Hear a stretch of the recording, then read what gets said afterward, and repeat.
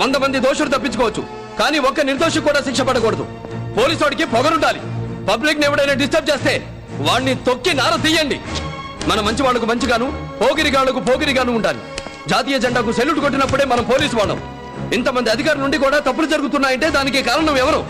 Mister ఆకువకల. Yes sir. 24 గంటల్లో విజయవాడ నగరంలో ఎన్ని సిటీ బస్సులు ఉన్నాయి? వైన్ షాప్లు, నగర దుకాణాలు, కిరాణా కొట్లు, లాడ్జింగ్లు, బోర్డింగ్లు, కాలేజీలు, హోటళ్లు ఎన్ని ఉన్నాయి? Students, government servants, lawyers, doctors, total list నా టేబుల్ మీద ఉండాలి.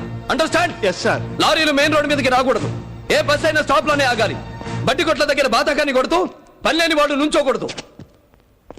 అసలు 4 కంటే ఎక్కువ మంది రోడ్ల మీద కలిసి నిలబడకూడదు. అది 144 సెక్షన్ కదా సార్? నేను ఉన్నంత వరకు డైలీ 144 సెక్షనే.